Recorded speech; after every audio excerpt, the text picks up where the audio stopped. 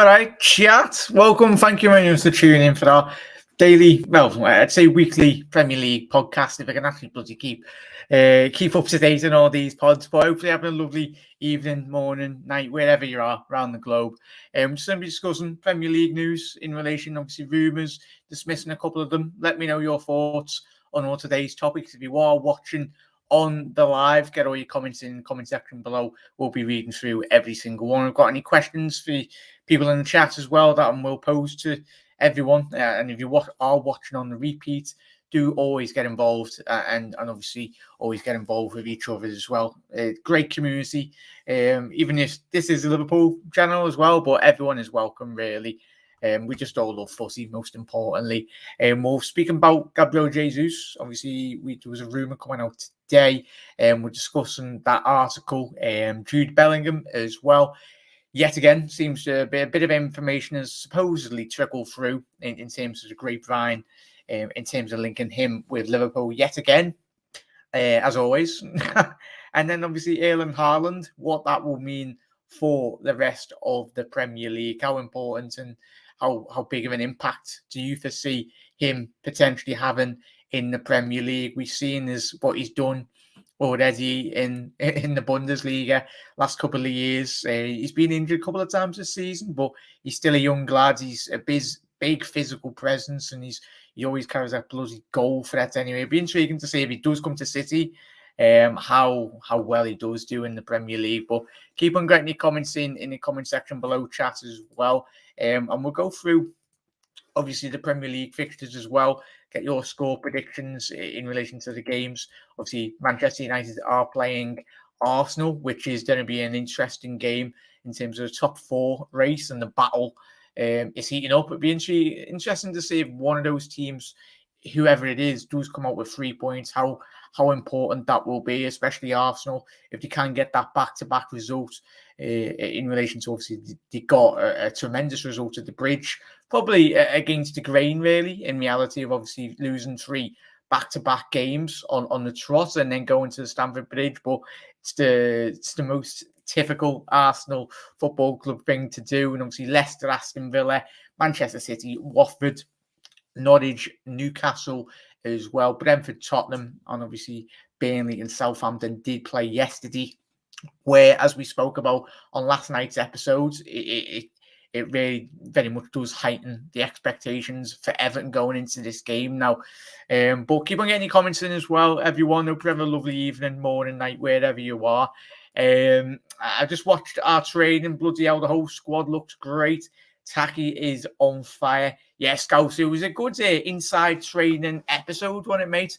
I watched that when it was getting premiered in relation to that as well, fella. But it's always good. Obviously, we're just fans, and not just Liverpool, but fans in general, in terms of when content does get produced of our clubs. It's really an insightful point of view in terms of it's not every day that you do get an opportunity to watch them. That's why the Inside Anfield or Inside Melwood or whatever they used to be in the past as well, all those videos used to bang as well. And if anyone wants to jump on tonight, you're very welcome to. I know everyone was quite busy with all the content, and obviously obviously Doug knows why I can't do a show, but hopefully we'll be jumping on Doug's a couple of Doug shows and all of yours shows as well. But I will drop the link in the chat, everyone. You're welcome to get your thoughts and opinions on yeah, go ahead. Yeah, go ahead, Luke or Ricky. Yeah, I can never know, but obviously, if you haven't seen the 1892 Reds podcast, well, if you haven't seen everyone's content, I've been dipping in and out. Everyone was bloody live at the same time, so I was trying to watch everyone. So before I go to bed tonight, everyone will be dropping the likes on the button as always, and making sure to get my comments in. But obviously, lads and ladies, there is the link in the chat. And as I said, we will be discussing, obviously, Gabriel Jesus, potentially, a bit surprisingly, being linked to Arsenal Football Club. For me, this was a bit of a mad one. I know Manchester City need to recuperate some transfer fee in relation to, obviously, Haaland, if he does come to the Premier League. Bear with me 1 second, everyone. Very unprofessional from me, so apologies. There we go. Jamie's in the green room. Get Jay in a sec as well. There we go, fella. Mate. How you doing, mate? Obviously, what shows have you?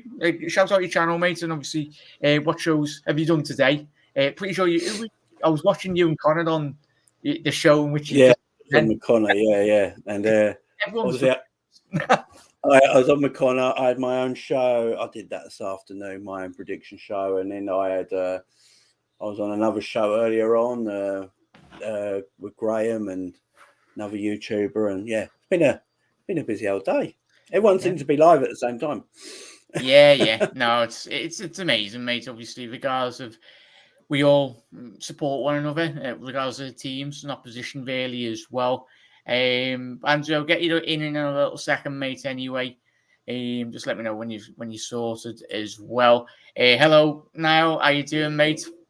Not too bad, fellow. Hope you're keeping well as well. Chad, let me know your thoughts. And obviously, we were speaking about Jude Bellingham, the nonsense that really has been getting spoken upon. I wanted to come on a show and obviously get the lads' thoughts on supposed nonsense that just get trickled through.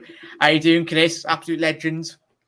As well. Hope you are well too, matey. I do appreciate every single one of you. Liverpool, Gary, I swear if this actually does turn up anyway. If it does happen, but yeah, I'm going so. But that would be absolutely tremendous. Jack has got a trim. What's going on in the world? Yes, I needed it, mate, because you know the most importantly. It's much better. Don't think we can afford Jude Bellingham, but he's got great potential. Akram, yeah, thank you very much, mate. Obviously, we will discuss this as well tonight. And here's hello there. All right, Luke. Oh, can you hear me? Oh, hang on. Oh, Derek Recorder. Please, Luke, can you give us a sign? But we're going straight into the juicy news, well, in relation to Gabriel Jesus, Jamie. Is this one taking you by surprise? For me, it has. I know, obviously, he's been in and out of the Manchester City squad over the last couple of years now, but do you think this would be a good move for the Brazilian if he does go to Arsenal? He looks like an Arsenal footballer, don't he? It does seem like that sort of player Arsenal will go for, and I think it'd be a good deal for Arsenal, considering when Jesus came to Man City, he was Pep's first choice ahead of Aguero at the time, wasn't he? He sort of like wanted Jesus to take over Aguero's role straight away, but because he weren't happy with the way what Aguero was doing on the pitch, he just didn't want a goal scorer. He wanted an all-round player. Then Aguero went, "What? You're having a laugh. This kid's going to take my spot, and I'll just turn my career around and become even better than I already was." And since then, Gabriel Jesus has struggled. I always called him the Brazilian dirt cat. That's how I look at him. He's like the Brazilian dirt cat. He was a striker that weren't quite good enough, and then had to play right wing. That's how I think of Gabriel Jesus. But Arsenal, he would suit Arsenal down to a ground because he can score goals. He's technically good. He's quick. He's got good timing. He would suit that Arteta system, in my opinion. But buying Gabriel Jesus just goes what everyone thinks of Arteta. He's like the baby Pep Guardiola. Now just buying Man City players. And he's going to be labelled with that, ain't he, as well, at the same time. But, yeah, I think he'd be a decent signing, really do. Hi, Angie. Sorry about that, lad. I think we're having some technical difficulties there. But Luke, thank you very much for tuning in, mate. Obviously, you've done a show with Rose. Just shout out that episode, mate, and obviously what you've got coming up this week. Yeah, thanks for letting me come on, Jack. So, yeah, we just done our Everton preview. We had Rosie, good friend of mine, Everton fan. She's just come on the channel. She's just had 45 minutes from hell because obviously Liverpool are doing so well and Everton obviously not doing a great job at the moment, which is good for us. But no, it was a good show. but yeah, it was good. I mean, it's just hearing about Jesus with Arsenal. It's I agree with Jamie. It's an interesting deal. You know, he's out of favour at City as a central striker, so they've played him out wide. And to be fair, I think there's some games where he's played well. I mean, he done well against Liverpool and the Etihad and got a goal from that position as well. He didn't really play through the middle either in that game. But yeah, it's an interesting deal for Arsenal as well because I think he would suit Arsenal. And I mean, if Arteta's going to be signing players from Manchester City, for me, for Arsenal, that's a step in the right direction because, you know, like Manchester City are, you know, by far one of the best teams in the world. And that's what I'm saying. I see him from the picture there. He's still only 25. The London lifestyle would the London lifestyle would suit Jesus as well. I do think a lot of players do like to go to London to live there, and Arsenal is definitely a club that they can, suit, moving forward. So if the Arsenal get the deal done, it's a good signing for them going forward for next season. Yeah, spot on, mate. And everyone, keep on getting your comments in as well. Hope you're having a lovely night anyway. Appreciate the lads jumping on at this time as well. Make sure to head over to all the lads' channels as well. Obviously, Luke from the 1892 Reds podcast, and obviously Jamie from Jamie Phillips Football Talk as well. Andrew, we need to get you a channel sorted, mate. We need to get you we will have to always have to sort it out, mate. Do you know what else I find funny about that Jesus rumour? I think I seen one today. Apparently Arsenal trying to also get Alvaro Morata as well, which is very interesting because if Lacazette's going like wherever, I think them two up front for Arsenal could really help Arsenal next season. Yeah, 100%, mate. I swear, if Morata ends up in the Premier League, mate, where will he not go? He's just one of those players. When he retires, you'll be like, I think if you look at his stats, he's probably one of the most transferred players in football history, just for the sheer fact of how much teams have been willing to spend in the past, innit? But Andrew, still, as Luke and Jay have alluded to, you've said, especially Luke and Jay, could you see him implementing well? Obviously, we'll speak about Haaland in a little second, mate, in terms of what that will mean for the football club. But he's got all the attributes to really shine. Where do you see, personally, Andrew, his best position be? I know Jesus has said in the past a position out wide is more favoured. I think striker. Would you see him? Yeah, especially with Saka and Martinelli. But yeah, no, be interesting that, matey, as well. Just a quick stat here. Gabriel Jesus will be a great sign for Arsenal. It was a great tweet. This 122 goals and assists in the last 5 seasons, average of 24.5 goals and assists per season. He's still only 25. A lot more to offer if he's signed. It would the third Gabriel in the Arsenal squad, and a celebration we've seen that before as well. Absolutely fantastic stuff there. But we'll move on to obviously Erling Haaland, and then we'll cap off obviously in terms of the discussion of the good man, our Jude. He will be. It's all set up perfectly in terms of obviously the cop one day singing "Hey Jude" to him. But Jay, in relation to Erling Haaland, in terms of what this would mean for the Premier League, it's frightening in reality, isn't it? Of what the potential he could do. I'm not into Haaland as a lot of people are. Are you more an Mbappe man? Yeah, I prefer Mbappe over Haaland every day of the week.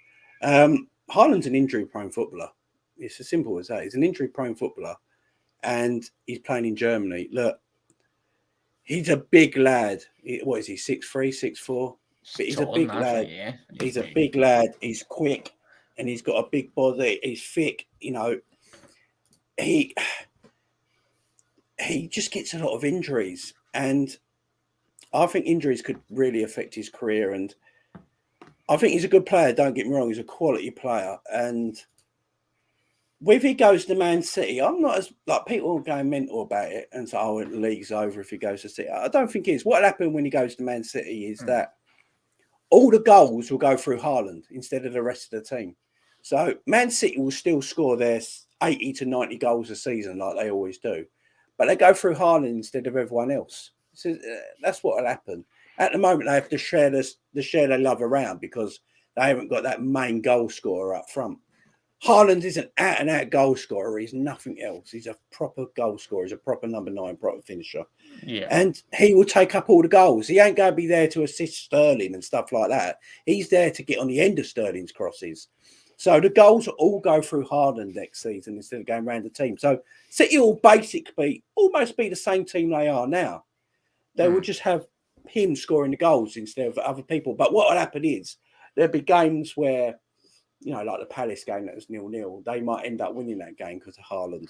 So it might be a little bit more difference in that way, but it's not going to be huge. It's not going to be like, oh, everything's over because they got Haaland. Not for me. Not for me. Yeah. I'm still. I don't. I mean, I see people get full on hard-ons over this bloke. I don't get it. I don't get it. He is a good player, though. I think you're underplaying his values there. I think he's a good player. I think he's a great he's- player. Don't get me wrong, but he's a great player. But he's still a young lad, and he does. It's the injuries.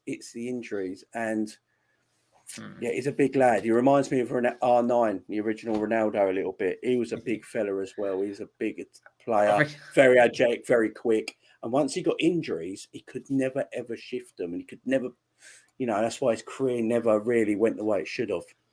Yeah, Luke, would you echo what Jay said? Or I'm a massive fan of Haaland, mate. I personally think he, given, as Jay said, yeah, he's got injuries, but I think he's at that age, like a lot of young players. The best time to have your injuries is when you're younger, especially Haaland.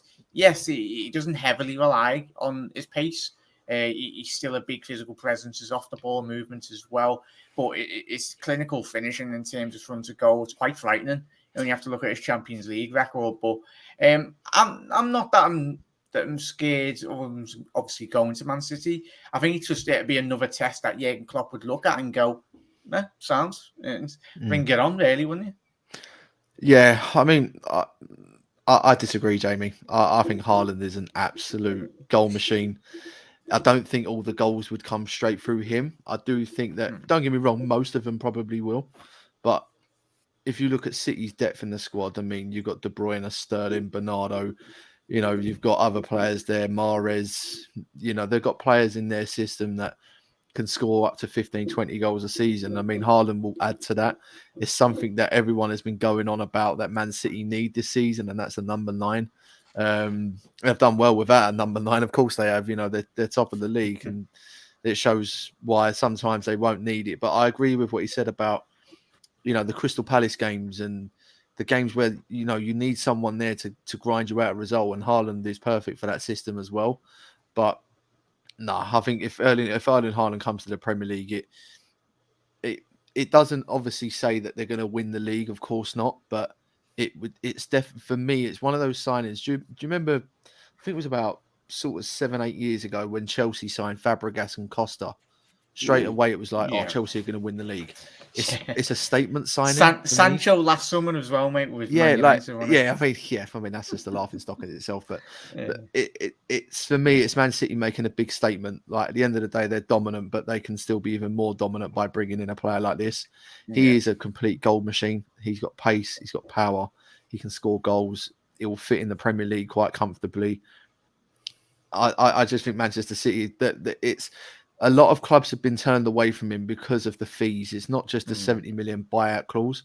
They've got to pay agent fees, wages, everything. I think over the course of 5 years, it could potentially cost up to around 350 million just for him being at Manchester City. So it's like, and that's agent fees. I think they've got to pay his dad a certain wage as well. I mean, it's crazy money. But if he comes to Manchester City at the moment, to be honest, mate, I think Man City would be favourites. But I reckon at the moment, because the club haven't really confirmed anything yet, I think it's just the agent, Mino Raiola, putting their name in the hat, just piping up a bidding war, because they know there's a buyout clause to see if clubs can negotiate contracts. But I do see him being at Manchester City playing next season, and if he is a City player next season, I think there's going to be a huge problem for a lot of teams facing up against him next season. Yeah, 100% there, lads. Keep on getting comments in as well. Obviously, Ravi, it's Premier League show, innit, mate? So obviously we're speaking about potentially him going to Manchester City, what it would mean. Let us know, everyone. I'd be intrigued for that matter, really. How you doing, Jose? Absolute bloody legends. You're in everyone's chat, lad. Every single one of you. Very do appreciate you all tuning in, as always. We need someone that moves quicker, like we have now. Ravi, have you got in mind in terms of obviously be intriguing? Obviously, we'll probably all the lads and everyone on YouTube after the season ends. It will be transfer silly season till the beginning of the season, and obviously a lot of the talk will potentially be of obviously Divock Origi looking like, I think the reports come out a couple of months ago with him potentially moving to AC Milan, but Div is the ultimate professional, keeps his head down. and there's still quite a lot of very important games still to go till now come the end of the season as well. And obviously, we'll speak about Jude Bellingham, the cap off the show in a little second. Everyone, obviously, speak about the nonsense that has been getting spouted on Twitter. I mean, I had to do a video really because it's as I've spoke to the lads over the last couple of weeks in relation to this. All of us have said off camera that we don't think it'll happen, but I get the lads' thoughts on that as well. Not sure. Yeah, City trying to flex. Yeah, 100% Mark. Isn't it, Jay and Luke? It'd be a case of if we did, we'd make a mockery of the league or Champions League. The fact that we've only signed, it was 2 players in like the last 2 windows or a couple of windows. Obviously Diaz and obviously who am I forgetting? Mark. Can I say bloody flew out me back me head there. I'm gonna forget him. But yeah, don't forget Ben Doak as well. Oh yeah. Haaland plays is not a great league. He expects to score goals in the Bundesliga. Good player though. Yeah, I'd love it if he did go to City and we still won the league. They'd probably go out and buy another 100 million player, wouldn't they? Personally, I'd prefer the fella from Benfica to Haaland. Nunes. Yeah. I really do rate him as well. He's a lovely little player. It'd be intriguing. Jay, who do you reckon would you see him potentially going to Nunes after this season? Who do you reckon he'd suit?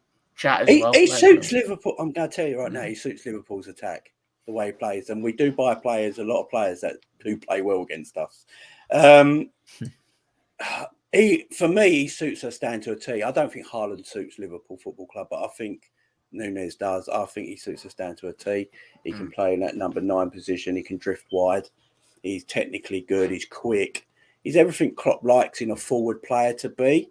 He's constantly active for 90 minutes. He's that sort of forward Klopp likes. And obviously a lot of people are going to be after his signature, but I don't think Liverpool are in for a forward in the summer because I think Diaz was meant to be the signing in the summer, but they went early. But this Bellingham stuff that you got to talk about, I'm telling you right now, everyone laughs at the figure that it costs and stuff like that and saying, FSG won't pay that and all that. They will. For the right player, for the right price, if they think that player's worth it, they totally will pay that money. Do you think we don't overpay on players? That's the difference. Do you think if they decide to submit, I mean, what's it, 82 million? I've heard a rumor about. I mean, that's a club record for a 19-year-old kid. I think they'd pay it. I really do. Did anyone think we'd pay 75 million for Van Dijk, 65 million for Alisson? I mean, I really do think. I've always said this with our club. Our way we do our recruitment is special, and we hardly get it wrong. And they look at players and look at their value. And if they think their value is worth it, they'll do the deal. They won't overspend on players. And this kid's special. They know he's special. And if the price is right, they will pay it. I do think though that Liverpool won't just give FSG won't just give Jurgen Klopp 85 million and go, right, that's it. Liverpool will have to sell 2 or 3 players to bring Yeah. Like, I mean, there's players going to be leaving. Ox is going to go. I think Milner's going to be released. That will free. That's you got Nat Phillips potentially. I don't think it will happen, but maybe rumours around Joe Gomez as well because we could get a bit of money for him. Minamino will leave. I don't think he, and obviously Divock Origi as well. Yeah. Liverpool will have to raise funds as well because as we all know, that's the type of club we are. We like to raise funds before spending. But I agree. I do think Liverpool will go after him, and I think it's definitely something that we need to do. Yeah. I think Jude Bellingham is, and as we said about statement signings, Man City obviously want to go and sign Haaland. We'll go and sign Bellingham. Yeah, it's definitely an area of our team right now we need to improve for next season. I look at where Bellingham could go. I did this in my video earlier. I was looking at where Bellingham could actually go and talk about Man United. I think Man United want Declan Rice. It'd be unwise to go there. Whatever was it, Jamie Carragher was closer to that today. Yeah, I think Declan Rice is Man United bound. I think that's going to happen. Chelsea, look, the days of Chelsea with Roman Abramovich is over. They're not going to spend the money they used to. So I don't know if they could. They might be in the shop window if they sell players, but we don't know what's going on with their ownership. he won't go. Man City aren't going to do a double of Haaland and Bellingham. There's no way. No, They no don't. chance. They won't do that. Don't need to. At Arsenal, that ain't going to happen, is it? So, where else in the Premier League is there likely that Bellingham's going to go? And if he does go Premier League, I can only see Liverpool. There's a lot of attack. Obviously, Stevie G's his hero. He's got a soft spot for Liverpool. He's spoken about that in the past in interviews. And I really do think if the deal can be done, it's a deal that makes sense.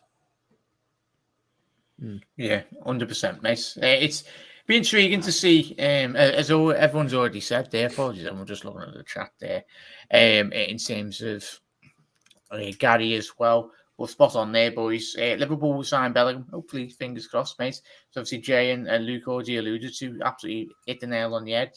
Would love to get Bellingham. I think we're all in full agreement, as Eamon said there. I think, as the lads have already put very perfectly there, we need a midfielder, not a forward. Yeah. Fabian, I do believe Keita will be getting more game time next season because obviously Divock going to AC Milan as well. Kate Gordon, yeah. Okay, Gordon, yeah. Sorry, mate. Yeah, Definitely. Kate Gordon. And even Naby can play in the wide areas as well. And Naby, that could be hand in hand. Naby leaves. Jude takes the number 8 shirt, as you just said there, boys. He's a massive fan of Gerrard, but time will tell. It's literally the final piece of the jigsaw. Don't know any other positions we can improve. No, I think the only other position I think that Liverpool could really improve with depth is probably the right back position, because I think Nico's going to go. I think Nico Williams suits a Fulham. I think and that's another area where Liverpool will raise funds. You're looking at between 10 to 15 million as well. Yeah. So that'll be ideal. So probably right back for cover with Trent, but yeah, central field is definitely Liverpool's priority in the summer. I think where we are now with our squad going forward now in transfer windows, I honestly do believe we only need 1 or 2 transfers every summer now. The way our squad is, you get rid of a couple that have had their title, you bring in 1 or 2 more. The way Man United used to do it back in the day when they had their squads, they'd only buy 1 or 2 because that's all you need to freshen it up. And I think if we only signed Bellingham in the summer, but we signed up Mane, Mo, and Bobby for another couple of years, I'm happy with that. I really am. Yeah, 100%, mate. I think chat you'd all agree with that. I'm pretty sure Luke would as well, mate. Obviously, interesting points in spot on. Typical English tax, as you'd say. It's English tax on why Bellingham's worth that much. We don't need him as Henderson's getting. But we do need him. Sorry there, bloody my dyslexia going to full swing there. We do need him as Henderson is getting on now. Thiago and Keita won't play a full season. 100% agree. It's slabhead tax or whatever you want to call it now. We need a good attacking midfield that can link the play to the forwards. Depends on what we do with Fabio Carvalho. 100% there, Mark. And if you think of that, keep hearing people say Liverpool need a player, but I honestly think all the team wants is another backup right back, as the lads have said as well. Be intriguing. I think the FSG will pay 100 tops for Bellingham. He's a generational talent. 100% there.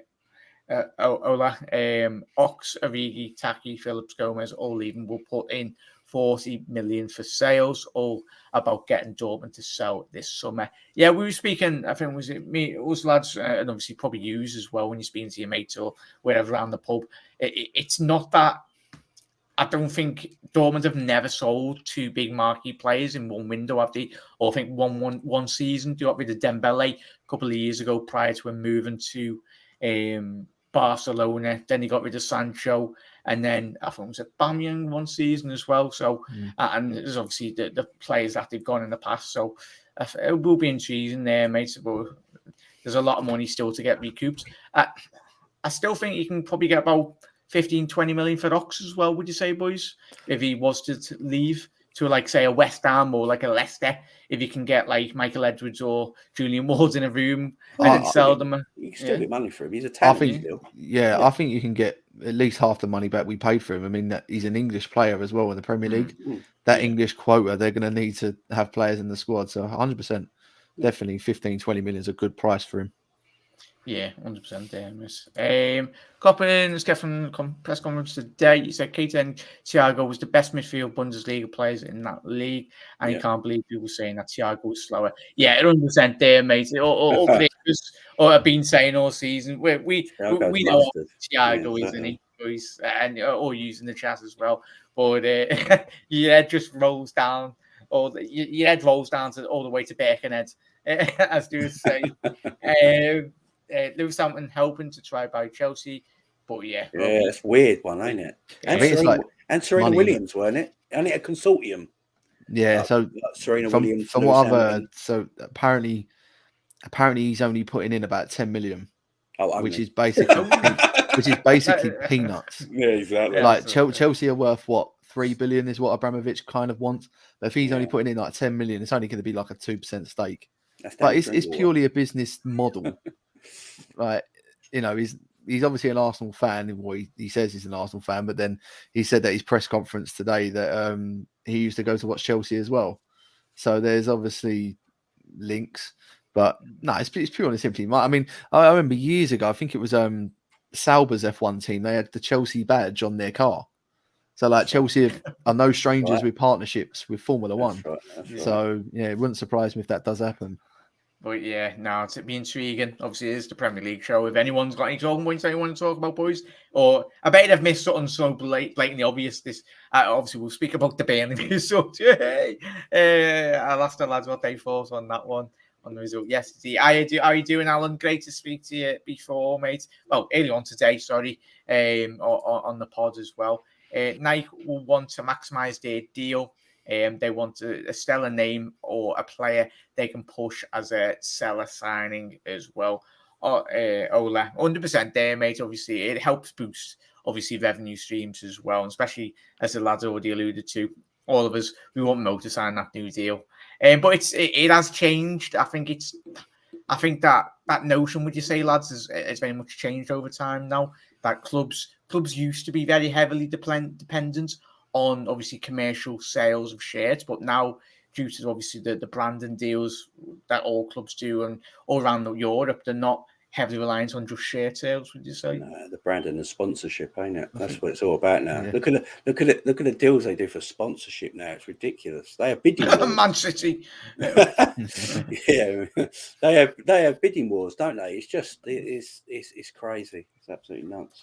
Yeah, I mean, 100%. I think it sounds mad, but I think United are the masters, aren't they, of the shirt sales? Like what they've done with Pogba, and I mean recently with Ronaldo, but the Ibrahimovic one done me free transfer, and they've made up to about 20 million in shirt sales. It's just it's absolutely incredible what they do with that. But we're starting to do that though. That's what we are starting to do. We're catching up.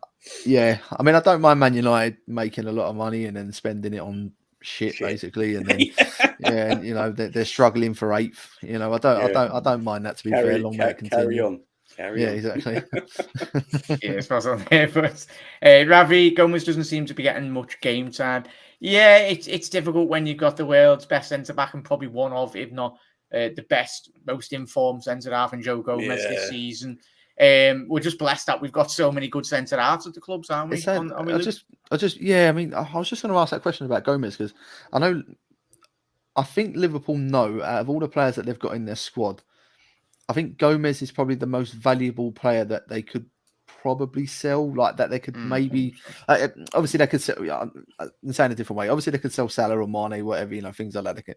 But I think Gomez is the one where, if they sell him, I think they can kind of get away with it, but they know they're going to make around sort of the 40 to 45, 50 million mark because of the English tax. Obviously, he's a good young central defender. A lot of clubs will be interested, but I just don't know if Liverpool want to take that risk. If we sell it, we've got to buy one, ain't we? Exactly. Yeah, we can't. Liverpool can't make that mistake again by selling a central defender and going through the whole season with 3 defenders. We got. I've said it. We got probably the 4 best centre backs in the league. You know, that 4 is tremendous, and Gomez can cover at right back. I mean, that's what I might be thinking they're doing next season. They might not even go. They might just sort the midfield situation out in the summer and leave Gomez as right back cover, and just leave it as that, and then sort out the right back thing the season after, or even in the January. Yeah, He's a 100% talent. He's a talent. He's an athlete Because I think as well. I generally think give it another 2 to 3 years. I think Gomez and Konate could still be our future. Yeah, Like 100%. that hopefully is the plan. Because Matip's going to be what? He's in his 30s now, isn't he? Yeah. I think Van Dijk's in his 30s now. We don't know how long he could have with the knee problem, and that could come back. Hopefully not, but it could come back in a way. But Konate and Gomez, for me, give it 2-3 years. I'd love to see that to be the central defence partnership for Liverpool. He's only 25, ain't he, Gomez? I mean, he's I think everyone forgets how young he is as well. Yeah, so we're speaking about Gabriel Jesus there as well. He seems to be around for ages, really. But yeah, Mark, another name. Obviously, I've done a show. I think all of us done a show on the young Scottish lad, is he, from Celtic, multi-role player, 100% there, Mark. And it's great. Liverpool are getting all these young attacking talents or in the academy, and Jurgen Klopp, he's going to mature them really into and mould them into the perfect Liverpool players possible. But yeah, 100% there, Mark. Another name that slipped our minds. We've just got that many players coming in as well. Scouts that I keep forgetting about, obviously Carvalho, Elliott and Jones will be stars, I hope. I think Gomez being right back as well. Alan, great stuff on the Cop On podcast today, mate. Cheers for that, Alan. It was great to speak to you, matey, as always. Definitely, Alan, if you're up for it, try and get you on with the lads as well. I'll drop you a message after this week, mate. Obviously, no worries if you're too chock-a-blocker, mate, but definitely will get you on soon enough, mate. Lewis Hamilton doesn't have his own bills either, so yeah, it's mad how much race car drivers earn, innit? Is it like probably like 500-600k a week or something? Yeah, they're going about footballers, but bloody hell, F1. His contract, I think he's on about 50 million a year with Mercedes. Like it's real crazy money, and the car does all the work.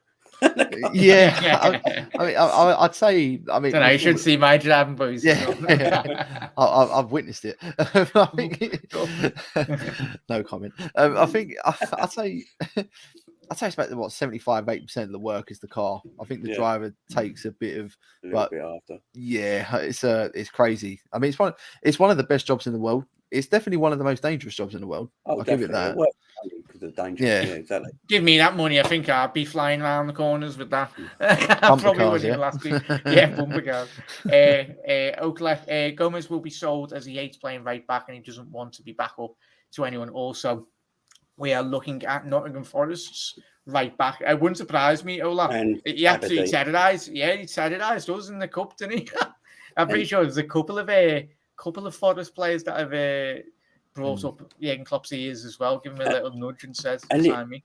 The right back at Aberdeen we're looking at as well, ain't it? Yeah. Right. Yeah. So if you draw all the dots, sometimes it might, like, if you're obviously majority of most transfer rumours are all a load of nonsense.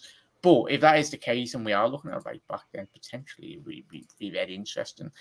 Alfie, how you doing, Alf? Absolute legends. Hope you're having a lovely Friday night, mate. Everyone, let us know if you're going out tonight or if you're just chilling with the family as well. Hope you're having a lovely night, everyone. Morning if you're waking up watching this on Saturday.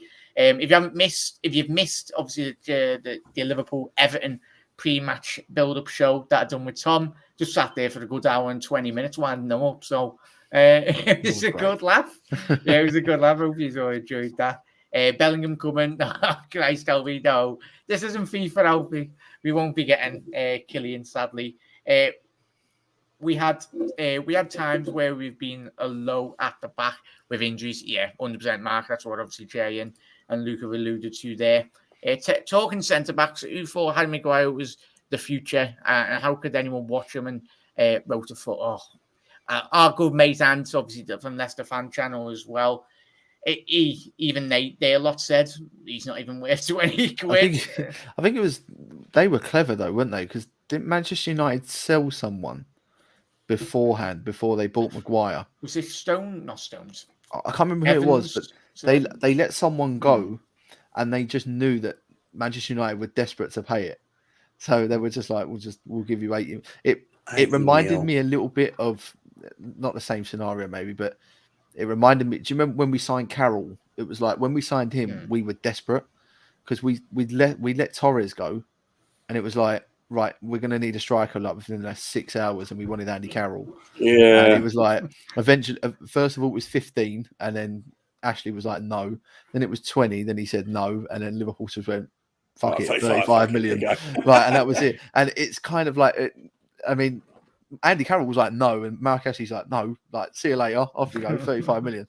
But it's just crazy, and 80 million for him. Love it. I'd love it if they signed another 80 million. We got Suarez in the same month in January for 25, right, didn't we? Oh, and we almost had Suarez and Torres as our strike force. Parallel universe, AJ. That would have been disgusting. No. Yeah, that would have been naughty. It was just a sad that Torres, Suarez, Sterling, and Sturridge.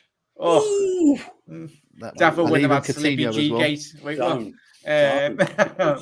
would have just been. Was that the year we scored and goals for fun, wasn't it? That was our record most goals in the Premier League, wasn't it? Around that time when we finished second. Till this season, I think. Yeah. Was it 100 goals, Chas? It was a bad record that we had. I think we became the first team to score over 100 goals and not win the league. Standard Liverpool. That was standard. Yeah. Standard, ain't it? Standard. Otherwise, that one interview, I think Gerrard done. I think it was Sunderland away. We won 2-0. And it was Suarez and Sturridge was literally just winning us games.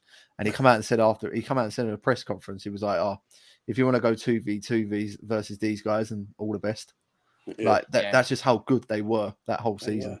It was that first 5-6 game run game of the season. One of boys, obviously, was it Mignolet was in goal and he scored he saved. Well, scores, Christ! Imagine that. That's Ali. Imagine I think he saved. Was it on the first game of the season? He saved Stoke at home. Stoke at home. I remember that. Sturridge scored that day. Yeah. And I can remember it was that one game when we played Arsenal. I think it was only because it was on BT, wasn't it? 5-1. And we battered them. And I was like, oh my God. That game felt like it could have been about 10-0. I was watching it with my brother 20 minutes after 4-0 after 20 minutes. My brother walked out after 3. If a player I wish we could always kept fit was Daniel Sturridge because he was quality. He'd still be playing now for Liverpool if he could stay fit. I'm telling you. I like Daniel Sturridge. He was quality. Yeah, need to get 100% there, boys. We'll probably do a show with that, obviously. What could have been? What could have been? That's a good show. It's a good show. What could have been? The documentary series. What could have been about 6 foot?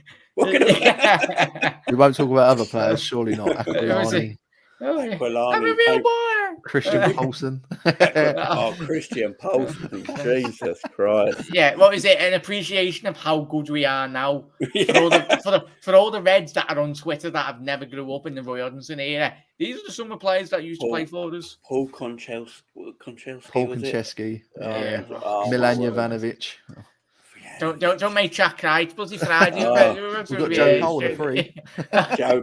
He lasted about 2 seconds. And then Jesus Christ. Who were we playing at home? Arsenal, wasn't it? Arsenal. Yeah, and he just went over and went, fuck off. He just absolutely clapped them and got sent off. We'll get to all your comments as well, chatters. We want to all the comps we need to add to our squad by winning well. Yeah, especially obviously, I think that's something that, would you say, Luke, that Liverpool in the past has been questioned at them. Obviously, Jürgen, he's massively improved the squads year upon year, but sometimes he could have just done with a little bit of a boost, would you say? Yeah, I think so. I think there's something this season. I think maybe Klopp's thought about it a lot, I think, throughout sort of December, January with the cup competitions. I think Jurgen Klopp in his sort of reign at Liverpool, it's kind of, I wouldn't say it's disappointing, but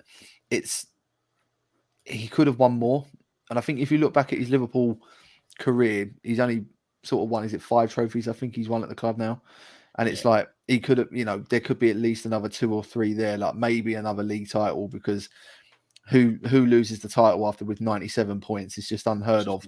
Like Champions Leagues, we've been to a final. I think the domestic competitions, I think he's taken more seriously now, because I think give it another couple of years, I'm hoping he's adding more trophies to it. But I do think with the squad, his investment with the squad, the belief that I think some players get playing under Jurgen Klopp is just something totally different to other managers. Money can't buy it, can it? No, you can't. And I know Pep has to spend 60, 70 million, but I do put him in that same sort of category. When you're playing under a Pep Guardiola sort of manager as well, there's that extra belief in players that you can achieve more.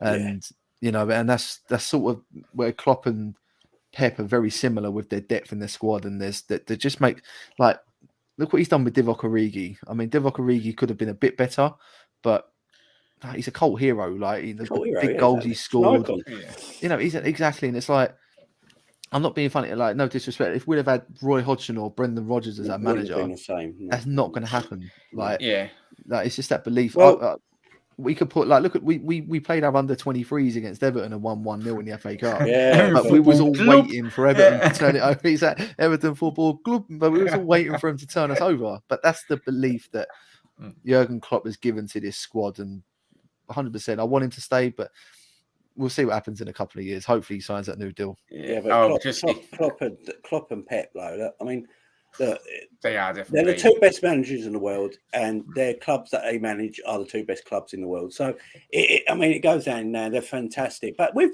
Pep Guardiola, quickly, Man City have got unlimited funds, but they don't go and buy your Messis and your Mbappes in this world and your Neymars. They've tried. Because they're big of a club, are they? They easily could. I think if they wanted to, they could easily, but they don't invest. They invest quite well. I have to say, Man City invest quite well, and the players they bought on good prices. It's down to the way these two managers play, and they're head and shoulders above everyone in world football at this moment in time. Oh, saying that, I remember that, Jay. Didn't he sign? Remember when he signed Roca Santa Cruz? Wilfred Boney for 30 odd mil. As Mark Hughes, wasn't it? Was that Mark Hughes? Mark Hughes. Mark Hughes, yeah. Some classic Mark Hughes bought some shit, and Pep was like, Pep Guardiola come in and was like, "Oh, we've actually got some decent players. Come with this company fella's not too bad." Whatever it was. Oh yeah, from Swansea, wasn't it? Yeah, I think he's had to retire now. Yeah. Oh. Come on, Wilfred Boney. Who was that? Was it Wilfred Bonny who said that he supported City like 20 years ago? Apparently, they were in Division 3 before he signed for him. all the players do that, don't they? We get to everyone's comments as well. Absolutely bloody legends. Ready for the football show tomorrow. Good evening. How you doing, La? Right, it's just a load of notes, really, mate. Obviously, we just had to talk about it because it was some mad stuff flying around on social media, especially over the last 24 hours. Just Jamie Carragher more or less warning off Declan Rice and obviously Jude from joining potentially Manchester United as well. Melina, thank you very much for tuning in. Obviously, quality show before. Keep up to date content as well. And thank you very much for tuning in. Definitely get you on as well. Get as many people on the shows as well. Got so many shows planned, but thank you for tuning in, as always. Who would you give the captain's armband to after Henderson? Good question. Chat, let us know. Start with Jay. Quick one. You have to pick a captain and then a vice captain as well, Chas. Virgil and Trent as vice. I was going to go for that. I think longer term, it's definitely Trent. But if he was to pick someone after Henderson right now, it has to be Virgil van Dijk. 100%. I'd go with, same. Borden for me, but I got to go with that. Ben Doak. There was something there. Give it to Cat. Give it to the canteen woman, the canteen lady, the absolute legends. Still be better recruitment than United. Carroll would be a better striker for Ronaldo up front for United, like kitchen stuff. But chat, let us know who you'd be your captain after the Henderson. Obviously, you just put Pep Linders. He's got to be the Liverpool manager after Klopp. I know that. Melina, Liverpool on the way to win the league and hopefully beat Chelsea. Fingers crossed, Melina. Just as I said to you, we'll go batter Chelsea. They're dead. They've had it. They're shattered. They're all over the place. But one game at a time from us. I know social media, especially Sky and BT. Just saying, quadruple talk this, quadruple talk that. Oh, fuck it. I'm not one game at a time. Go ahead, Larry. Jamie's winning everything. Manuel Balotelli, best. Bloody don't mention that. Studies is better than Kane. It's Sturridge. Sturridge. 100%. Sturridge at his time was. he was fantastic and just injured. He was so technically gifted, wasn't he? Oh, he's a beautiful footballer. There was only one thing about Sturridge's game that really wound me up, and he done it everywhere he went. When he should shoot, he passes, and when he passes, he should shoot. Yeah. It's the only thing that wound me up with him. But apart from that, he was a brilliant footballer. Right, it was that game I can remember when I was a kid. Was it chat as well when Coutinho signed, and then was it the combination between him and Sturridge away at Fulham? Was it Mansfield away? Was it Mansfield or FA Cup third round? And then the Man United game the following week, if I remember rightly. Oh yes, their combination was beautiful. Yeah, I deleted all the German contacts on my phone. It's hands free. Proper dad joke that is. Might have to time it out for that, lad. Well, talking well, Mark. My dad said, "Hope you're all okay." Alfie, shout out to your dad. Anyway, hope he's having a good weekend as well. Mickey, our very own Ten Hag. We'll have to get him back on the channel again. Spot on about spot on there, Paul. Are there any special plans for the derby, like ex-players Peter Reid, seeing as there's a derby will be played outside pre-season? You never know. Never know. Sorry, Luke, spot on. Yeah, it's no one agrees with the shite I say anyway. It's all right, Paul. Can't believe someone agrees with me. It's unbelievable. Yes. Don't get Bellingham. Oh, Rich, obviously, he wants him probably at Manchester United. It massively improved that Manchester United midfield as well. Get Itchendon, quadruple pool. Haaland as well. Virgil van Dijk. Obviously, he's going with his captain, and then he's gone with Andy Robinson as his vice. Alfie's gone. Yeah. Virgil and then Robbo. Interesting there, Alfie. Yusuf's gone with Pep Linders. I'll be all for that, really. As well. The two best teams in Liverpool are Liverpool and Liverpool's reserves. Yes, Bill Shankly, Doug. I have got that scarf on the background. It's still correct. We're closer to an Everton versus Tranmere preview at the moment. That's funny, dear friend. I did say that to Rosie earlier. She looked at. I'm surprised she stayed on the stream, to be honest. Oh, you actually said it. Oh dear. But yeah, it doesn't help when you have Sarr, Christensen, and Loftus Cheek. Well, if it wasn't for Loftus Cheek, Loftus Choke is right. But he scored, did he? He scored against Arsenal, didn't he? He scored in the semi-final as well, champion of the FA Cup. He's crap. Virgil van Dijk, obviously Mark's gone with his captain and vice after Henderson. Yeah, Robbo's great choice. An interesting choice. I'd throw Ali in the hat. I know a lot of people don't like goalies as captains, but I think when you listen to Ali, he's so calm and mature about his game. He's crazy. I mean, the thing with our team is we've got leaders all over the pitch, ain't we? So I don't think it really matters who's captain, to be fair. 100%, mate. Coutinho will have a serious moment and score the winner for Villa, which will absolve him of his sins, the way he forced his way out. Army back. Oh, fucking hell. 100%. That would be a Hollywood movie. That would be our Premier League era Aguero moment.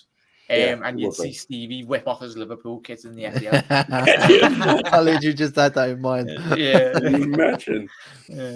Matip pulls out of his trousers pocket like a Liverpool scarf as well. Just hanging it around. Matip 3, Trent homegrown, Millie 3, Robbo 3. Stuart went the other way. Wink, wink. Obviously replacing when we brought obviously Andy Robbo. Wow. Yeah. Then with not too bad of additions, them Hardy Spider. Origi is one more than Kane. Facts, Gary. Facts. Origi's had more magical moments in football than Harry Kane. He's had more cup final goals, hasn't he? What magical moments? He scored in the cup final compared to Kane. I've always said this. What magical moments has Harry Kane actually had as a footballer? He won the Audi Cup. I mean, that's it. Origi has won. Oh, hang on. He won the. I done a great interview with Gary Neville. He's never had a magical moment, and I don't. Sure, I mean, Origi's had more magical moments. Yeah, I think Kane will have.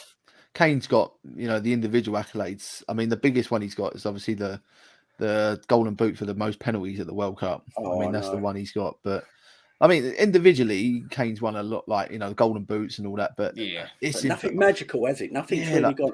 That's a great moment.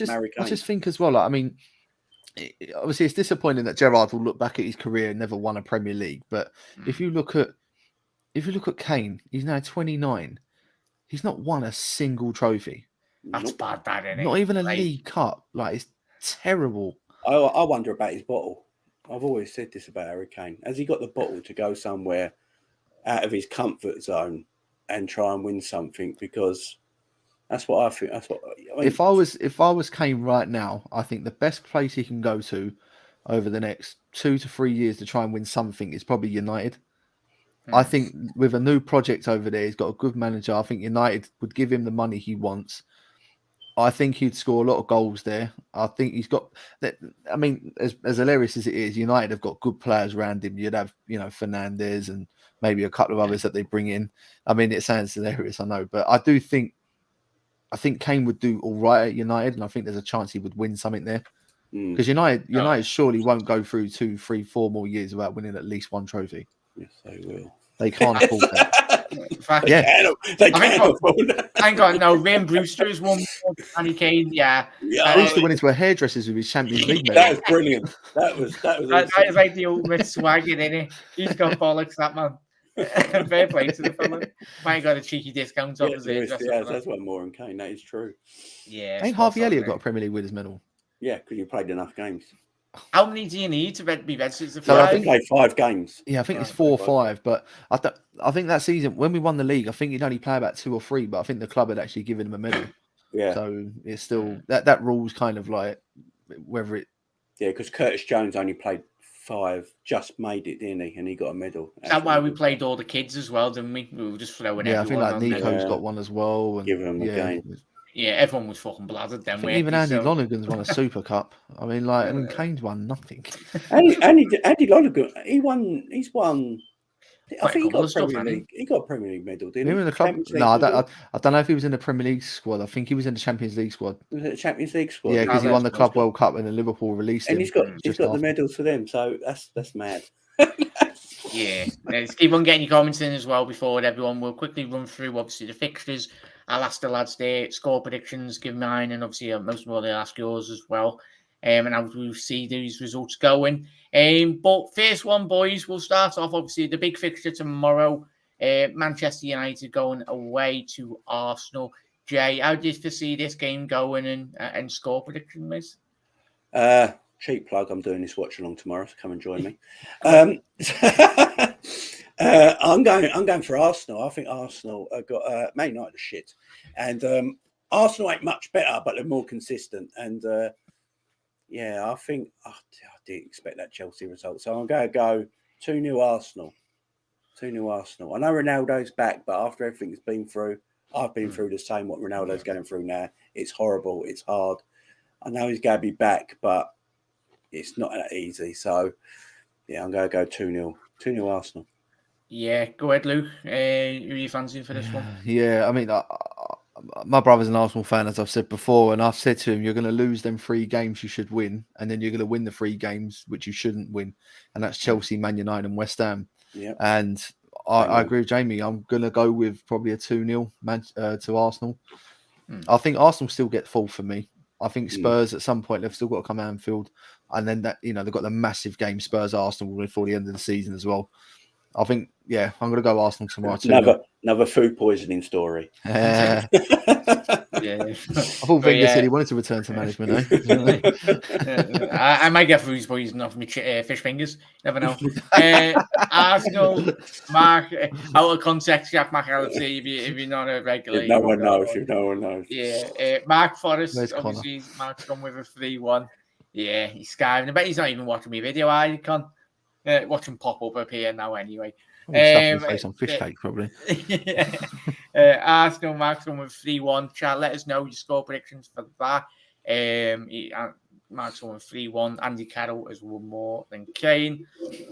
A bit off topic, but how Barnsley... There's a championship playoff final count as well. Because you think you can have players like Mark Noble's won a championship player. No, I don't think they're regarded. Everton players might get one of them for that. I don't think they're regarded as an honour. Unfortunately, he'll take anything. Yeah, literally goes to the canteen. You just hold it there. The Gunners will get 4th place. It'll be an interesting battle, as the lads already said. I'm going to go with a 3-1 to Arsenal. I do agree with Mark there as well. Andrew's gone 4-0. Bloody hell, massive win for the Arsenal. Of course, going against Wimbledon, beautiful human being. Luke, we'll go with that one. Obviously, Leicester playing at home. Who do you reckon will win that one? Oh, Leicester are away, actually. Are they? Oh, hang on. Yeah, it's at Bloody Villa hell, Park. Google, he had one thing. Difficult one because Leicester have got a big game Thursday night in the Conference League semi-final, so they've got one eye on that maybe. And if they can't beat Everton away, I know they conceded right at the end of the game. I mean, what confidence do they get? But I'm gonna go for a score draw. I'm gonna go for another 1-1 for Leicester this weekend. Charles, let us know your Aston Villa, Leicester score lines. Jay, what are you going to go with this one? It's quite an hard game to predict because Aston Villa are probably the slowest team in the Premier League. They have no pace. They have zero pace in their team. They're so easy to play against, and that's not Stevie's fault. He can't do anything about it. Fault. They got zero pace. Gary Mack running in behind. The man I've never seen a slower team than Villa. They're literally so slow, and but this Leicester team ain't that great at the same time. So with their big European game, I don't know how big a conference game is, but their big European game in midweek, I'm going to go. It would be for Harry Kane. He bottled that as well. The easiest European competition you could ever have. Was it Rennes as well? They couldn't even get past them. Yeah, it was. I mean, they pulled out because of COVID, but. For a club like Spurs, for a club like Spurs to turn around and say, "No, we don't want to play that." Really? Yeah, I know exactly. 1-0. I'm going 1-0. I can't see anything in this game. Yeah, it's a weird game, that chat as well. Get your Leicester, Aston Villa score predictions. I'm gonna go draw. Yeah, it's got 1-1 written over. You went with a draw, didn't you, there, Jay? We all went 1-1. Yeah, I think we all went 1-1. Yeah. 96-minute winner from Gerrard as he comes. Gerrard! They could do with him playing, to be fair. You'd still get in that midfield especially after Douglas Luiz, Christ. Even John McGinn on the pivot. Oh, fucking hell. What a midfield that would be. We'll go for the City Watford one. I'm going to go straight away 6-0 City, getting their goal difference back. What are we saying, Jay, on that one? Don't really dwell too much on that, do we? I'm going 2-1 Watford. You go ahead, lad. Yeah, Luke. No, 5-0. Watford are shit, and they really are. I mean, can I say 10-0? They are awful. It wouldn't surprise me, then. I'm going to go with you, Jack. I just City going to smash about 5 or 6 past them. It's annoyingly. It's like when they played Leeds as well. We're all sat at home going, "Come on, Leeds." I know we battered Leeds, but I mean, I'm not being funny. If Man City said to Watford, "Look, we'll give you a 3-0 defeat," I think Watford will be all right. Fair enough. I think if they go, Watford, we'll give you a 3-0 head start, they'd still lose. Yeah. Yeah, was it like on the bookies on like one of those apps as well? Yeah, it was like like you could probably start. Yeah, you could probably have Man City starting 3-0 down. They'll probably still be like evens or 2-1 to win. At the end of the game. It's crazy. Yeah. Eamon's gone with 2-1 to United. Ooh. Interesting there, Eamon's. 5-0 to Arsenal. Gary, bloody hell! Imagine. I'll tell you what, that would probably more or less solidify them away from Man United. I'll have a quick look at the league table. If United lose tomorrow, they're not getting top 4. Yeah, they're too far behind, aren't they? Andrew's going with 2-0 Leicester. Andrew's going with a City 4-0. That's a bit low, Danny, Andrew. Majok, nice one, matey. Absolute legend. We'd all love that bloody result, mate. Oh, that'd be absolutely tremendous. Out of all the managers, imagine if it's Roy Hodgson that wins the fucking league. Could you imagine? I will say one thing about Watford. They have got some players up front who can do something out of nothing more than a lot of the teams down there. But this is Man City in the day, and I don't see it. I think Roy Hodgson needs to come out. We all hope. But I think Roy Hodgson last 5-6 games of the season. Have you ever seen that picture with him with I don't know if he's alive. What's his name? Where is it like man's like Palpatine of Star Wars? Yeah. We can at Barney's when they're just bringing out the dead mate with him everywhere they go. That's just Roy Hodgson in the technical area. The assistant's holding him up. Have Have you ever seen that picture of him with Sammy Lee when he's at Liverpool? And they're on the touchline. Oh, yeah. That's what he needs to do. Yeah. He needs to come out and do that. That'll put Pep off, surely. Yeah, but fair play to Big Woy. He looks like a budgie, doesn't he? Yeah. Jamie's a shit manager, though, isn't he? Avens, he's gone with 4-0 to City. Phil's gone with a 5-0 to City. Yeah, more or less guaranteed that, mate.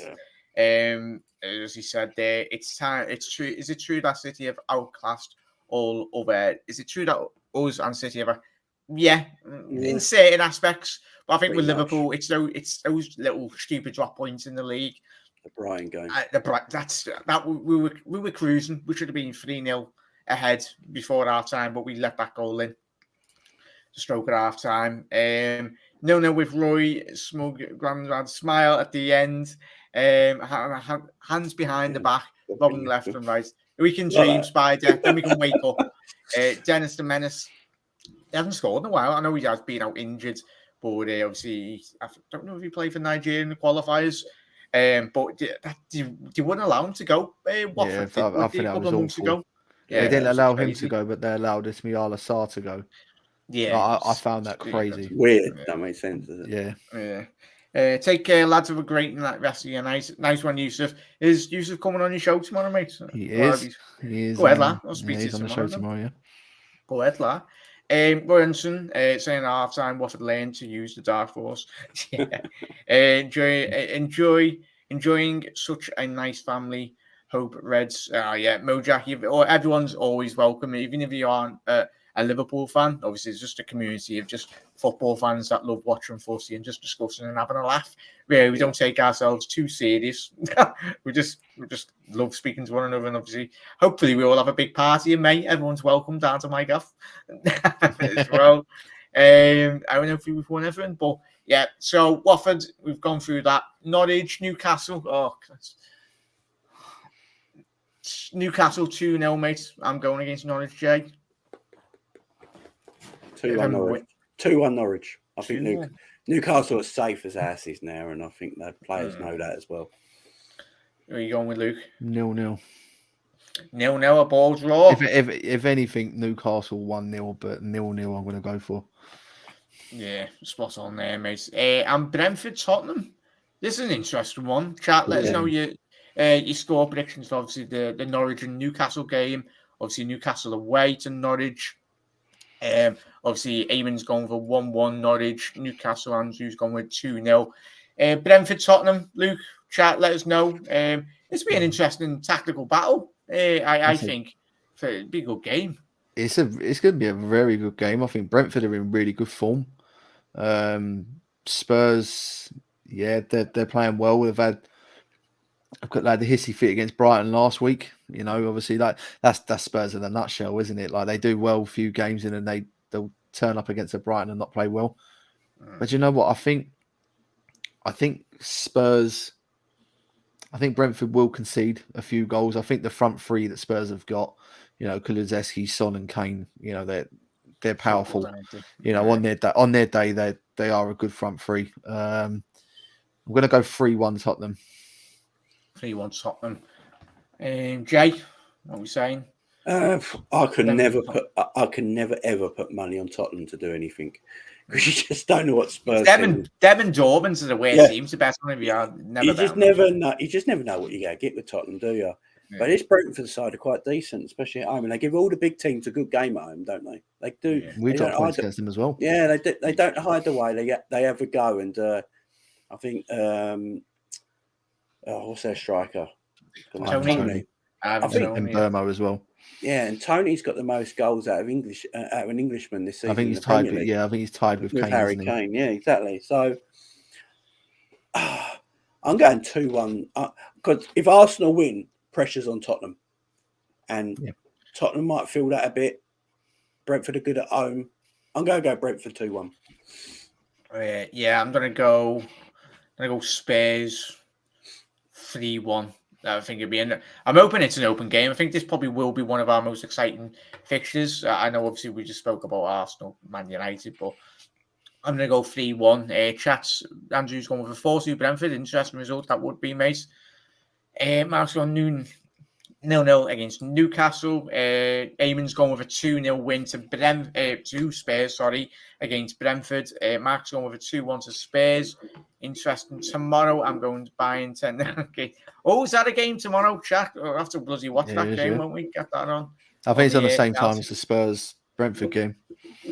The Lucky Bill will be going through the roof with all the tablets on and everything. But quickly, we'll rattle through these quick ones, boys. I know it's quite late. But we'll go for obviously the Sunday fixture as well. Burnley Wolves. Jay, this is a bit of a mad one.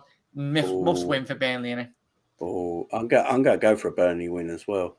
I'm going to go for a Burnley win because I think Wolves, they can only really finish one place higher or one place below they are actually now. Yeah. So, yeah, I think Burnley just nicked this 1-0. Yeah.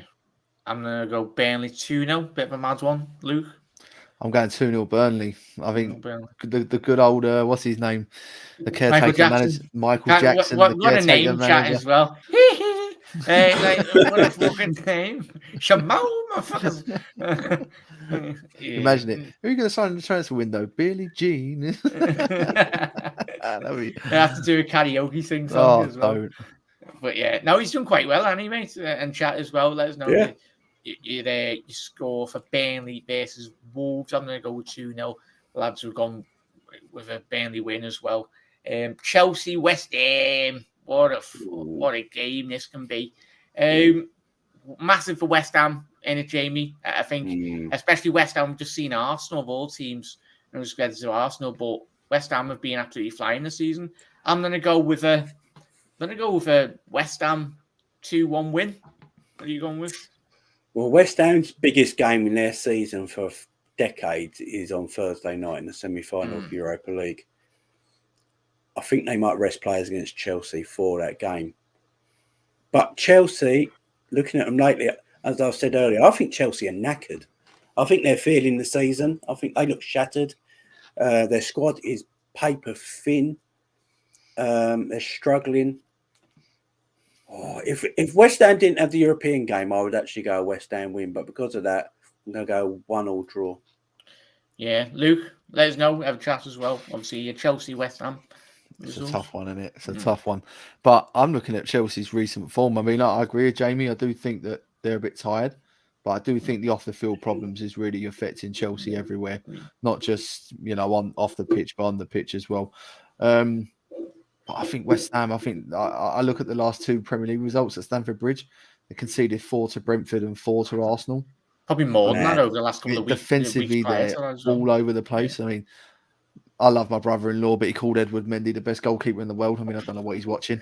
Sounds like he's probably jinxed him, mate. Yeah. He's been shocking lately. I'm going to go for it. I think Chelsea will turn it round just because of that Europa League semi-final. I'm going to go 2-0 Chelsea. Yeah, spot on there, chat. Let's get your score predictions in. Eamon's gone with a Wolves 2-1 win. Yeah, Wolves have been a weird team, haven't they, chat? Obviously, it'll be interesting to see how they do next season. But I think if they're right, it's them and Brighton. I think always have spoke on everyone's shows. If those two teams actually got an out-and-out number 9 of someone that could get at least 10 to 15 goals, I think they'd be a lot higher up in the table, considering where they are currently. But Mark's going for 1-0 win to Wolves as well. Andrew's gone 4-1 win. Bloody hell, that'd be massive, Andrew. Obviously, it is a derby. Lucas, it is a derby, isn't it? Quite close. Yeah. I mean, it's West versus 45 minutes to an hour drive, I would say. Well, not with the London traffic. Yeah, London traffic. Chelsea and Arsenal are quite close, aren't they? I'd say the closest. I mean, Arsenal and West Ham are closer to each other than Chelsea West Ham. It's east and west, ain't it? Yeah. But yeah, Chelsea Mark's on with a 2-1 win to Chelsea. Eamon's going with a 2-0 win for Chelsea against West Ham. West Ham. I see. Talking of Chelsea, I was out a few days ago. Like all my in-laws are all Chelsea fans, obviously where they're from, and I couldn't believe it. I didn't realise Fulham have just been promoted. Brentford are in the Premier League, Chelsea are in the Premier League, And if QPR would have actually not bottled their season, there could have been potentially 4 West London teams in the Premier League. I think that's all of it. I think that's all of them. Yeah. But yeah. It's all of them. Yeah, Eamon's gone with a 2-0 West Ham. Joe go. Nice one for tuning in, mate, as always. Chetty's gone with a Chelsea 2-0 win. They'll fix the pitch. Yeah, that made me laugh. That made me laugh. That was an excuse out of Jurgen Klopp's early years code book. That one. Blaming your own pitch. It's like me blaming my own back garden. That is crap.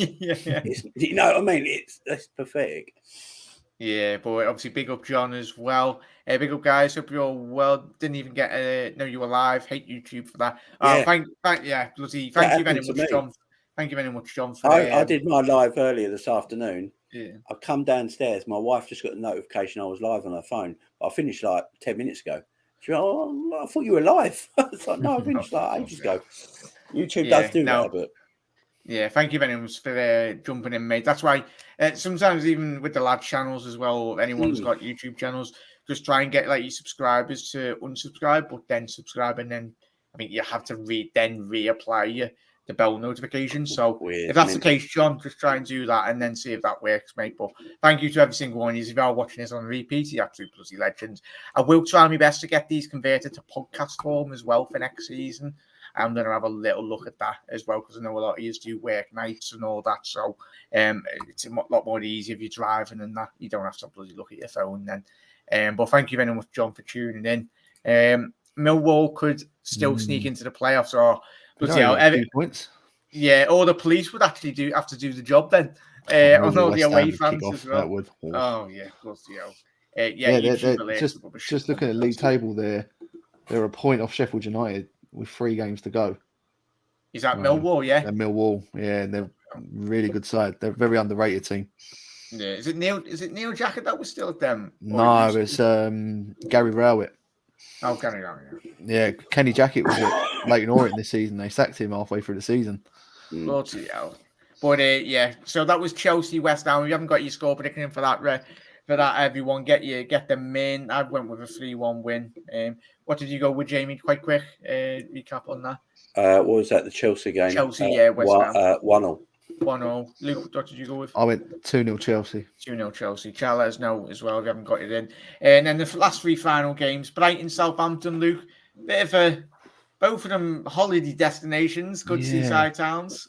Well. Yeah. That's a difficult one, because Southampton, they're a weird team. They are Southampton, and Brighton barely score right now. Play good football, but just can't score. But I'll go 1-0 Brighton. Yeah, I'm going to go 2-0 Brighton. But it'd be just typical Premier League banter that when the Southampton rock up and win 3-0 after the shambles they've had. Jay, what are you going with? That's what I'm going with. I'm going Southampton 3-0.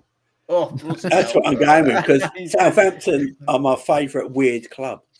They can get battered, look terrible, and all of a sudden just bounce off 3 results off. If you think a few years ago that 9-0 was the best thing that ever happened to them. Yeah, they went on a massive run after that. It was mental. Yeah, especially you'd be working your backside off in training after that day, wouldn't you? You'd be like, it was so good. They had another one. This is this is the battle about who beaches better. I mean, I'd rather go to Southampton. I've been to Brighton. Don't go to Brighton, Matt. They have the worst, most aggressive seagulls you've ever seen in your life. I reckon we should pick the Liverpool Seagulls against Brighton Seagulls. Oh, Brighton Seagulls. No, they kill you, man. They're hench as well. They're like that. They will cut you. And if you've got a chip in your hand... I've seen them lift. They do bench and everything. If you've got a chip in your hand walking through Brighton, you just give it to the Seagull because they will kill you for it. It'd probably lift me up like that. Like, they come out from underneath the sea as well. They're just is there a Loch Ness Seagull? Yeah, don't fuck with seagulls in Brighton. Chat, let us know what your seagulls are like in your town. The yard. Thing is, as well, you go back to Brighton, you know exactly what seagull's the one that took your ice cream with. There you are, but yeah. West Ham 2-1 wins for John as well. Ola, thank you very much for tuning in, mate. Absolute bloody legends as well. And everyone, you absolutely bloody smash the likes as well. We'll get the lads to shout out their channels, so make sure to head over there. But I know both of them got a lot of content coming up this week as well. Obviously, you've done content today before we do rounds off. But you'll quickly get through them as well. Brighton 3-1 for Andrew. Mark's going with a 0-0.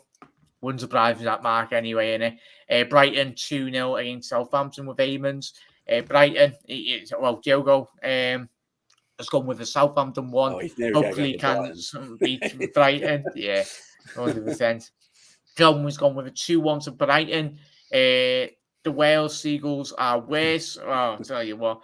Liverpool Seagulls are beasts. Seagulls are dangerous creatures, trust me. Oh, they are. Yeah, they're like pterodactyls or whatever you want to call them. They fucking lift me up, mate. Especially the ones in town, mate, in Liverpool city centre. As Jay said, they are on roids, or whatever you want to call them. We'll go into, obviously, the last two fixtures. We'll leave the Liverpool 11-1 for the last, everyone. Crystal Palace Leeds. It's another massive gain. Obviously, Diogo, I'm pretty sure, I know he's going to go with in terms of Crystal Palace. I'm going to go Leeds at away. I'm going to go Palace. I know I just said Leeds. It's a massive game for them. If they could get 3 points out with this game, it could be massive in terms of their long-term stability for this season. I'm going to go Palace 2-1, I think. Not 1. Jay? Leeds have to win this game. Yeah. Because, my word, Leeds' fixtures left is horrible. They got some horrible fixtures, and they can be dragged back into this yet. Their fixtures they got left are horrible. So they have to win this. Palace, for me, I think Palace's season's done. That semi-final was their crescendo, and then, what's a big word for me? And then, I just don't see them. They're safe now in the Premier League. It's all about next season for them. So I think their heads might just be turned to the summer now, the players. And I'm going to go. I think Leeds need this desperately more. I think Leeds need to win more than Palace do. And because of that, I think Leeds will pick up the victory 2-1. Luke? I'm going for a high score 2-2 draw for me. But I agree with Jamie. It's a massive game for Leeds. And I think because Burnley have picked up 2 big wins and Everton have picked up a couple of points, I think they're only 5 above Everton. So it's not, they're not out of the woods yet. But yeah, Leeds need the result more than Palace. And to be fair, probably a good team to play against right now. I think their season is pretty much over as well. We always hear about, if you finish 12th and 13th, you get an extra 10 million. It may try and make it a bit more inviting to sort of finish high as you can. But I think you see certain clubs like, Brighton and Palace, I think their seasons are done. So not a bad time to play them sort of clubs. But 2-2 I'm going to go for that game. Yeah, Diego, we owe a lot to Crystal Palace, especially if you helped us bloody win the Premier League, mate. We'll be outside the bloody stadium celebrating with you. Good old Patrick Vieira doing the business. At least we can rely on your lot to actually do the double over City. Something that we haven't done this year. But yeah, Diego's gone with a 3-0 to Palace. Last Monday we beat Arsenal. Yeah, what a bloody game that was. I was watching. That was tremendous. Eamon's gone with a 2-2 against Crystal Palace versus Leeds. I think Palace, despite going out in the semi-finals, they've done brilliantly in the league. Yeah. I think Vieira goes up as one of the managers of the season. I think he's been very heavily criticised at the start of the season. One of the first. I don't get that. Yeah, I don't get that. I think he was probably one of the first to be touted to be sacked. He was his favourite. He was favourite. Yeah, and he's done a very good job at Crystal Palace. Yeah. I mean, to get that Roy Hodgson stink off that team that quickly takes a lot. I think the Hodgson. I think Hodgson did okay to keep him steady, but he could net. But for me, Vieira's taken. Yeah, winning for City is not for that big massive fucking eagle turned over. That's a dangerous seagull. That is. It's a hybrid of a seal. Yeah, you got a seagull. Well, we got a fucking eagle. 23,100. 23. See what? Don't say seagulls in Palace though, or especially if you're a Brighton fan. Yeah. Diego, he's booked a hotel on the beach house already. Absolute legend. Let the eagle go. Have a little fly around. As long as it doesn't shit indoors, it sounds. They should get Roy Hodgson to sit on the Eagles thing. Like, like when they come out of the tunnel, we've got the Eagles sitting there. They should get Hodgson to sit on the bar thing. Do you know what I mean? As they come out. Yeah, Bielsa also just fucking lands on him. Clawing at his eyes. Yeah. What a way to go on with him. All the Palace fans will be like, that's for the shift before you made us watch. Oh, it's better times with Patrick now as well. Great stuff. Oh, but yeah, 100% there, Diogo. Don't know if it's done, but the City game, but I'd see them losing. Interesting there, John. We can hope. Big up, John. Yeah, go ahead, John, with the optimism. Watford. I tell you, we'd all be getting Watford season tickets if that happened, mate. I tell you what. And we wouldn't say a bad word of we ever again. But the last one, boys, and obviously we got, that's match week 37, 38. The only game that matters. Well, the only game that matters for us 3 this weekend. Luke, score prediction there on this one? 18-0. Yeah. No, it's just going to be that. I said 4-0 on my prediction on my channel earlier, but the only thing I think Everton may put up a bit more of a fight compared to United. Oh, they will. But I don't think there's going to be any problem for us. I think we steamroll them, we get the early goals, and we're going to be comfortable, and we're going to be keeping Everton in the bottom 3 when Burnley overtake them, and then Everton staying at bottom 3 hopefully for the rest of the season. So I'm going to go 4-0, but it would be lovely if we got double figures. That would be brilliant. Oh, yeah, but like fucking watching the 2020 cricket, wouldn't it? But yeah, get your chat as well. Get your score predictions in for Liverpool versus the Ev. Jay, score prediction there? Yeah, I've been saying it the last couple of days, back-to-back 4-0s. I think it'll be back-to-back 4-0s, like Man United 4, Everton 4. I want it to be more. I think it could be more, but I think we're going to rotate the squad quite a bit for this game. So, and I'm hoping Thiago doesn't play. So he's got to play. I don't want Thiago getting ripped apart by Richarlison. I think enjoy it while we can. I just don't want him to get crunched by. No, that's what I'm saying. Yeah, I think maybe assess it. I think Cockville as well. I think the thing is with Everton, I think as much as I agree with what you're all saying, like with the injuries and the crunching, for me, I think Everton have also got to be kind of careful that they don't lose their discipline, because if they lose players through suspension, that's going to affect the rest of their season. I think it's a time where they can't kind of afford to do much of that. Well, but I think maybe if we get a couple of goals at our time, I'd bring him off and rest him for midweek. It's just one night, Richarlison. I mean, that geezer don't give a shit about Evan. He just wants to hurt people. Yeah. I mean, we talked about seagulls and eagles. I mean, he looks like a pigeon. I mean, I want Kanate. What I desperately want, I want Kanate to play, because I want Richarlison to try and take on Kanate. And I want Kanate just to throw him about, just for laughs. Just chest him and like bounce him off his tits. He's already he's the skills. Him and Van Dijk, you just know it's over. Anyone in the league, like Van Dijk is like literally the dad. Like was it Elliot when he was trying to square up to Kai Havertz a couple of months ago? Oh yeah. And Trent jumped in, and then Virgil Van Dijk, and it was like, oh fucking move, boys. Let me out. Kanate picked Fred up against Man United that time. He picked him up like that and put him over to the side, didn't he? Yeah, picked him up like a bag of shopping as well. There you go, mate.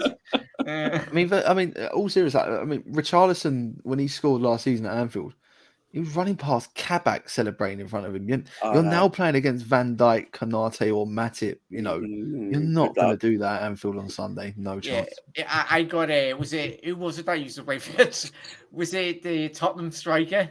He plays in the Portuguese league now. He was on loan, the Brazilian, and he scored Medellin. Yeah, the hat trick. Yeah, that's it. Yeah, I remember him. Has he left Tottenham already? I don't even know. Yeah, he's played like one game, got a hat trick against Marine. Yeah, and he went mad. He did do the Mbappe celebration. Yeah, I was like, Christ almighty. The capacity of this ground's probably about 20 people, mate. And he's like, that's me playing next week. Yeah. Carlos Vinicius. There we go. What a shame. Yeah, Andrew's gone with a 12-0. No win up to that.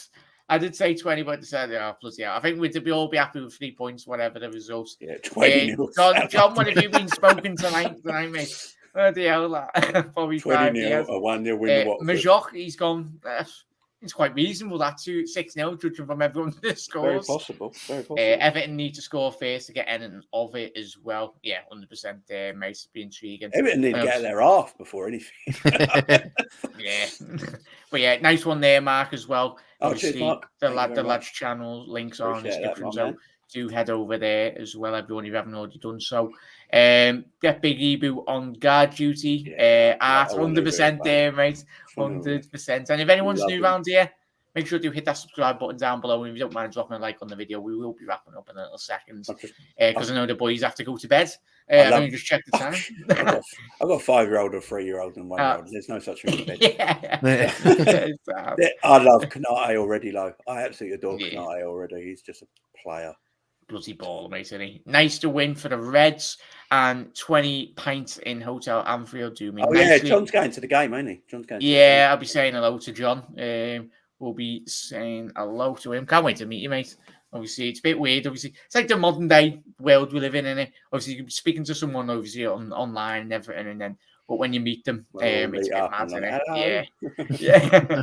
I'm going to meet up with me one day, and you're like, Jamie, where are you? I'm down here because I'm so like, fuck me. Yeah, no, because I'm like 5'6", 5'7", probably. I'm saying 5'4". What, who, me? I don't know. Very false. I'm short. I'm only like 5'7", 5'8". You were standing on a step there, Luke. Yeah, but Mark's going for 3-0. Did you ever find out Brendan Rodgers was the shortest manager in the league? He is. Chat, let us know before we do shoot off. Someone, if you got time on your hands, open up another tab and find out who is the smallest. I've done a question for Jack. I've done a question for Jack, and we was going about the longest reign managers, and at the time it was Sean Dyche.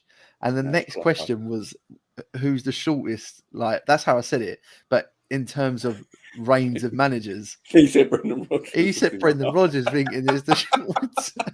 I went instantly. Brendan Rodgers. I was like, shortest. I was like, surely got to be him because he's like, he don't look big like old Brendan, does he? Yeah, good old Brendan. Good old Brendan. Just loves it there. Just loves He loves secretaries, doesn't he? Because he cheats on his bloody bed. He's been injected with tanning solution, ain't he? New wig. The man's sorted. The ref will be Stuart Atwell and Bar will be ref dad in England. Christ almighty. Like our worst nightmare.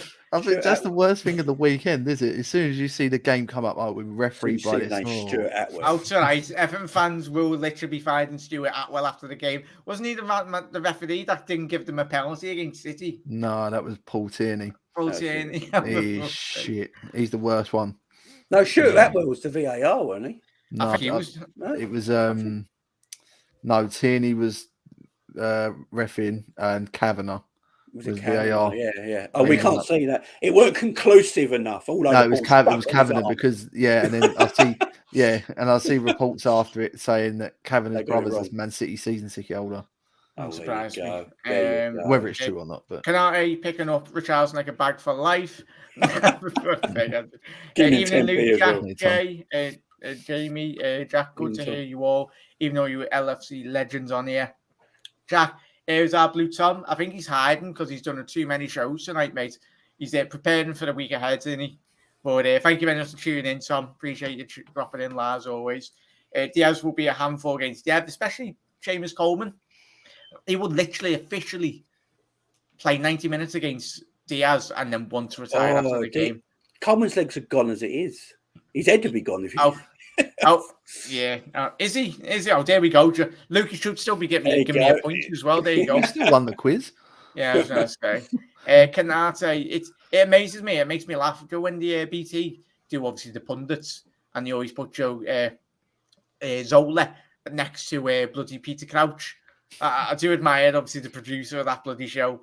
He's done that on purpose. I can't remember what ground it is. I think it was Leeds, and I think they've got this very small sort of studio, and they had Peter Crouch standing up, and he was holding the microphone. He was like that, and it was like, "Oh, please, can we start the show with me like this sort of thing?"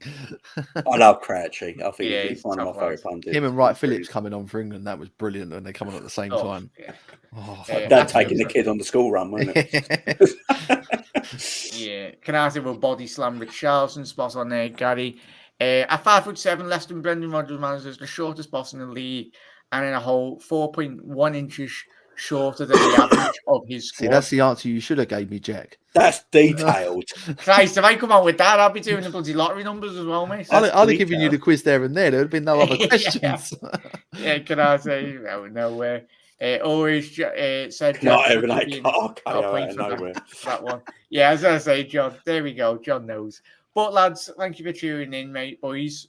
Shout out your channel, Jamie. What you got planned? Obviously, you mentioned you're doing a live stream watch along tomorrow. Where can everyone find you? So yeah, you can find me on Jamie Phillips Football Chats. That's my YouTube channel. And yeah, I've got 2 watch alongs tomorrow. So I'm doing Arsenal Man United first at 12:30, then Brentford versus Spurs, then Liverpool versus Everton on the Sunday, and then I've got a post-match call-in show after that where everyone can come in, open forum, have your say in the game and the weekend's matches. Yeah, spot on, mate. Thank you very much for coming on, mate, as always. Luke, same again. Obviously, I'll be on your show tomorrow, so it should be a good format that Luke's here starting, but thank you for having me on, and thank you for coming on tonight, mate. Yeah, no, thanks, mate. I really enjoyed that. It was a really good sort of chat and a good laugh. 1892 Reds podcast, as I said earlier, we've done our Everton preview tonight with Rosie, and Jack's on our channel tomorrow. Hopefully we get you on soon. Jamie as well. It'd be good to get you on as well, mate. But we're going to be doing a sort of like Gillette soccer special theme sort of thing, I would say, tomorrow. So obviously we're going to have a couple of people on the show and obviously watching the games at 3:00, and then we're going to get Jack doing his best impression of probably It's been a sending off, Jack. I don't know. What's the Jack? So yeah, no, it's gonna be good. So yeah, we're gonna do that live about 2:30. I think we'll start the stream tomorrow. So yeah, come and check us out. And yeah, thanks for letting me come on, Jack. No, pleasure as always, mate. Thank you for coming on. And most importantly, everyone that is sat here watching tonight and obviously at home, whatever you're up to, hope you have a lovely rest of your Friday night and look after yourselves, keep safe and well. And thank you to every single one of you. If you are watching on the repeat as well, absolute bloody legends. And if you are new around here, hit that subscribe button. And most importantly, do obviously make sure you head over to Luke and Jamie's channels, as Mark's put there. Absolute legend, mate. Thank you for that. He's put the links into the lads' channels, as always. We're Reds. It's quick to get to everyone's comments before we do shoot off. Cheers, guys. Thank you very much, Eamon, for dropping in as well. Brilliant show, as always. Big up to you. Diogo, well done. Oh, I'm definitely calling in Jamie, mate, 100%. And as you can see there, that's the links to should get you all together watching the games. Yeah, 100% there, mate. But Reds and obviously rival fans as well, have a lovely rest of your night, morning, wherever you are around the globe. And can't wait for the bloody derby. Up the mighty Reds as well. And we'll see you very soon. If you can find me intro. See you later, everyone. My outro. There we go. See you. Shut up and sit down.